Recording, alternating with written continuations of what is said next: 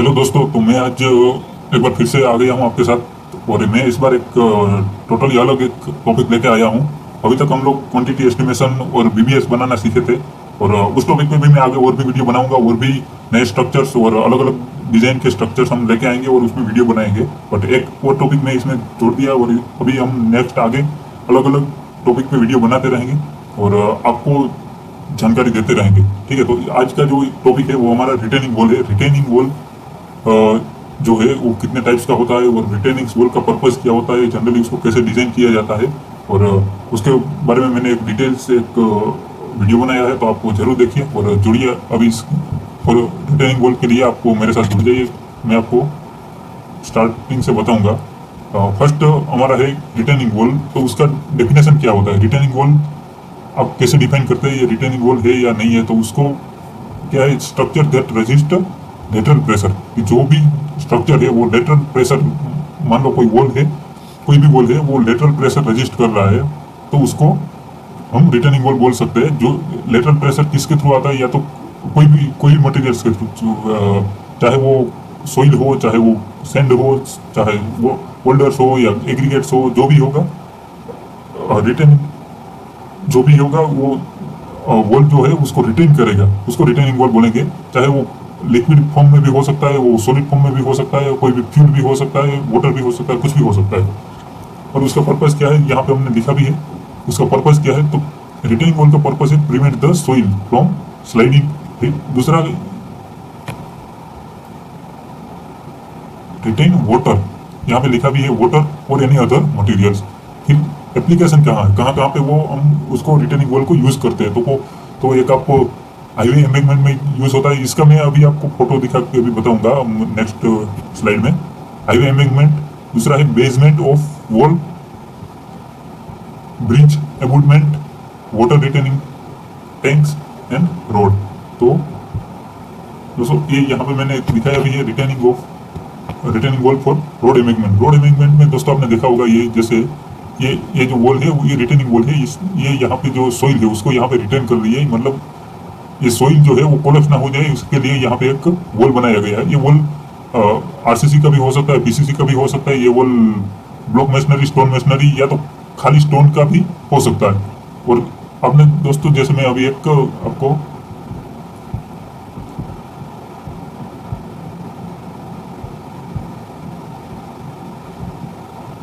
आपको भी अगर रोड पे जाते हैं तो आपने देखा होगा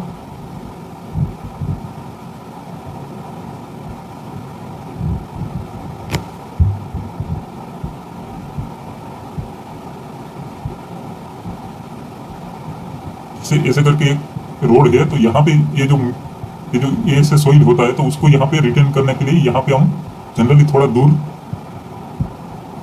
हम एक वॉल बनाते हैं, ताकि वो मिट्टी जो है वो कोलैप्स ना हो जाए। यहाँ पे एक हम पूरा एक वॉल बना देंगे ऐसे, तो ये जो मिट्टी है वो गिर ना जाए। यहाँ पे भी सेम है, यहाँ पे जो ये बैरिकेशन दिख रहा है, ये जो क्रैश बैरियर है वो रोड का क्रैश बैरियर है। वो रोड थोड़ा दूर है, यहाँ से इसको स्लोप में ये एम्बैंकमेंट किया गया है, और ये एम्बैंकमेंट के प्रोटेक्शन के लिए यहाँ पे रिटेनिंग वॉल बनाया हुआ। तो एक तो ये हो गया रिटेनिंग वॉल फॉर एम्बैंकमेंट।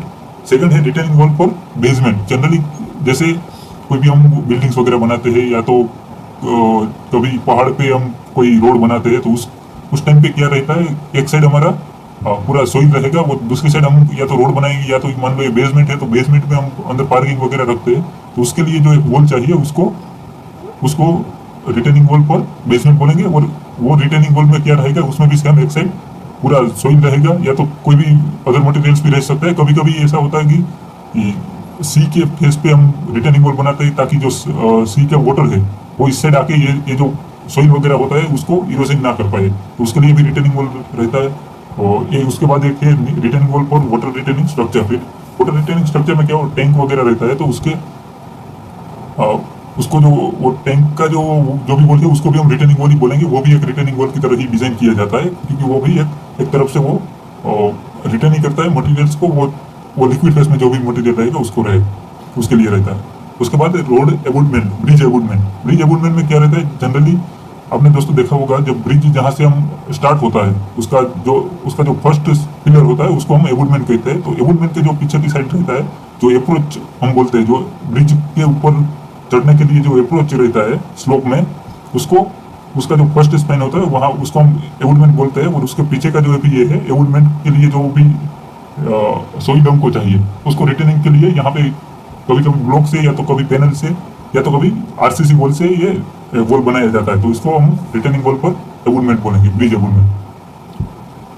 उसके बाद फोर्स कितने कितने टाइप के फोर्स रिटेनिंग वॉल के ऊपर लगते हैं, तो उसका अगर देखा जाए तो लेटरल फोर्स एक तो रहेगा, कोई भी चाहे वाटर होगा या तो सोइल होगा, कोई भी मटेरियल होगा उसका एक लेटरल फोर्स रहेगा, तो एक लेटरल फोर्स आएगा। दूसरा हाइड्रोस्टैटिक प्रेशर, हाइड्रोस्टैटिक प्रेशर में अगर हमारा वाटर रिटेनिंग स्ट्रक्चर है तो वो जो वाटर का जो मूवमेंट होगा उसकी वजह से जो भी एक्स्ट्रा जो फोर्स जनरेट होगा उसको हम हाइड्रोस्टैटिक प्रेशर बोलेंगे। और जब सोइल होगा या तो बोल्डर्स वगैरह के लिए हम जब वाटर रिटेनिंग स्ट्रक्चर बनाते हैं उसमें भी बारिश की वजह से कभी कभी जो पानी आता है उसके फोर्स की उसका जो फोर्स आता है उसको भी हम हाइड्रोस्टैटिक प्रेशर के अंदर ही कंसीडर करते हैं। उसके बाद है सरचार्ज लोड। कभी कभी क्या होता है वाटर जो रिटेनिंग स्ट्रक्चर है उसके पीछे का जो सोइल है या तो जो भी मटीरियल्स है वो कभी कभी उससे ज़्यादा हाइट में होता है, तो उसका जो भी जो लोड होता है वो उसी के ऊपर आएगा। जैसे कि आप यहाँ पे देख पाएंगे, यहाँ पे जो वॉल है उसका हाइट कम है, यहाँ पे जो पीछे जो मटीरियल से जो सोइल है उसका हाइट ज़्यादा है, तो इसका जो यहाँ पे भी जो भी इसका भी जो लोड है वो भी तो यहाँ पे ही आएगा, वो कम आएगा बट वो भी आएगा ही, इस पे भी आएगा। तो एक सरचार्ज लोड हो गया। उसके बाद हो गए अर्थक्वेक फोर्सेस। अर्थक्वेक फोर्स भी उसमें एक फैक्टर ऑफ सेफ्टी की तरह लेके हम उसको कंसिडर करते हैं जब भी हम रिटेनिंग वॉल डिजाइन करते हैं तब। उसके बाद है टाइप्स ऑफ रिटेनिंग वॉल। कितने टाइप अलग अलग टाइप की रिटेनिंग वॉल होती है, तो एक तो ग्रेविटी रिटेनिंग वॉल हो गया, उसके बाद cantilever retaining wall, counterfort retaining wall और एंकर्ड रिटेनिंग वॉल।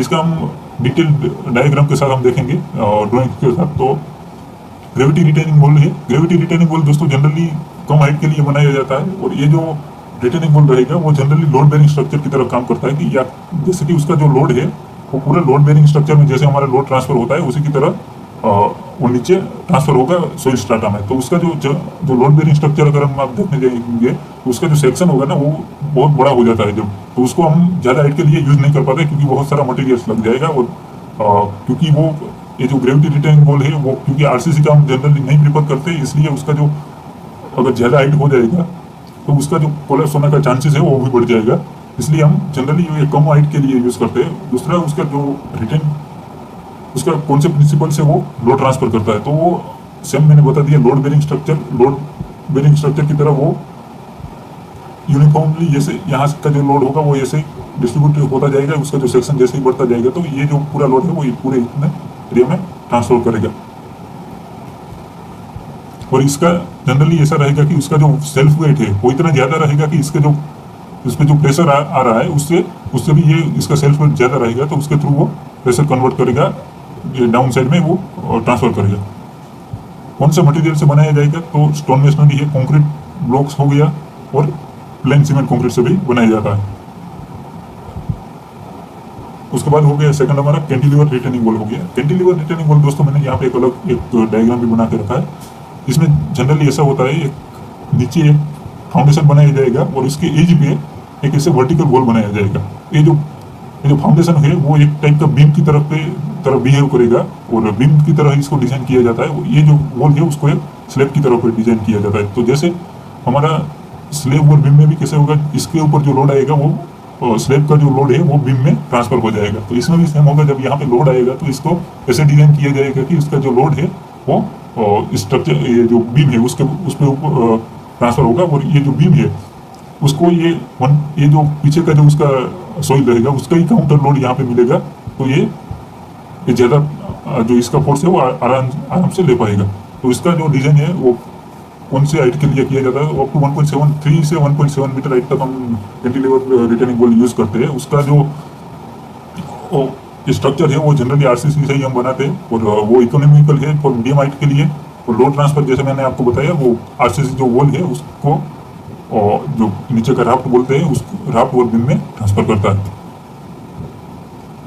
थर्ड दोस्तों हमारा है counterfort retaining wall. Counterfort retaining wall 7 metre और उससे अबव हाइट के लिए बनाया जाता है, अप टू 12 मीटर हाइट तक।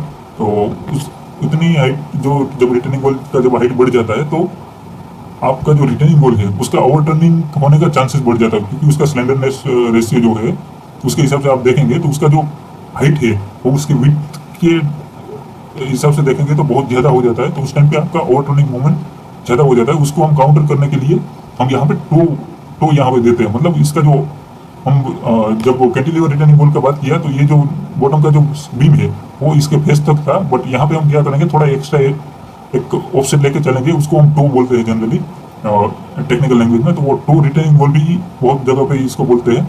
और इसका जो यहाँ पे लिखा भी है मैंने, retaining pressure using toe support, तो इसका टो के सपोर्ट से वो ये प्रेशर रिटेन करेगा। जब ये ओवरटर्न करने जाएगा तो ये जो टो है वो उसको सपोर्ट करेगा। यहाँ पे लिखा भी है ओवरटर्निंग मोमेंट को रिड्यूस करेगा, और सेम वर्टिकल जो लोड है वो इसमें राफ्ट पे ट्रांसफर होगा। और ये भी आरसीसी का ही हम लोग बनाते हैं। कभी कभी दोस्तों इसमें ये जो टो रिटेनिंग वॉल है उसमें भी यहाँ पे नीचे हम शेयर की देते हैं ताकि वो और भी ज़्यादा लोड ले पाए। उसके बाद दोस्तों ये लास्ट है ankle retaining wall. Ankle retaining wall में दोस्तों क्या करते हैं हम लोग, ये 12 मीटर से भी ज़्यादा अगर हाइट में कभी हमको रिटेनिंग वॉल बनाना पड़ा तो उसके लिए हम एंकल रिटेनिंग वॉल का यूज़ करते हैं। एंकल रिटेनिंग वॉल भी सेम टो रिटेनिंग वॉल की तरह ही रहेगा, बट इसमें जो एक चीज़ अलग बनेगी वो ये है कि इसका जो यहाँ पे एक ट्राइंगल में सपोर्ट बनेगा। ये आप देख पाएंगे दोस्तों, यहाँ पे एक ऐसे जो ये मेंबर दिया है, ये पूरा ये आरसीसी का एक ट्राइंगल शेप में एक सपोर्ट बनेगा। एक नहीं, ये स्पेसिंग के हिसाब से दिया जाता है, जो एज पर ड्राइंग्स जो यूनिफॉर्म स्पेसिंग के हिसाब से दिया जाता है। जरूरी नहीं है कि 1 या 2 ही होगा। वो अगर लंबा रिटेनिंग वॉल है तो 5 भी हो सकता है, 7 भी हो सकता है, 17 भी हो सकता है। तो वो जरूरी नहीं है 1 ही होगा, नंबर ऑफ टाइम्स हो सकता है, उसका स्पेसिंग के हिसाब से देते हैं जब लंबा रिटेनिंग वॉल रहेगा। तो same retaining pressure using counter support. एक तो दोस्तों जैसे रिटेनिंग वॉल अगर हम कैंटिलीवर में देखेंगे तो ये सपोर्ट तो मिलता है, इसमें एक एक्स्ट्रा सपोर्ट मिलेगा, ये जो है काउंटर सपोर्ट के लिए। तो ये वही लिखा गया है, काउंटर सपोर्ट को यूज करके सोइल को रिटेन करेगा। ओवर टर्निंग मोमेंट ऑफकोर्स कम करेगा, और load transfer through vertical RCC wall to vertical support and then beam. Okay दोस्तों, आई होप आपको वीडियो अच्छा लगा होगा और आप लोगों को पूरा डिटेल में समझ में आया होगा। और भी हम डिटेल में नेक्स्ट वीडियो में जाएंगे। जो रिटेनिंग वॉल और रिटेनिंग स्ट्रक्चर्स होता है उसका क्वांटिटी हम कैसे कैलकुलेट करते हैं, और उसका जब वो जो लंबा ज़्यादा हाइट में होगा तो उसका जो विड्थ है वो हाइट के हिसाब से हम कैसे मेजर करते हैं, उसके ऊपर भी मैं एक वीडियो बनाऊंगा। तो आई होप आपको अच्छा लगा होगा वीडियो। थैंक यू दोस्तों, धन्यवाद।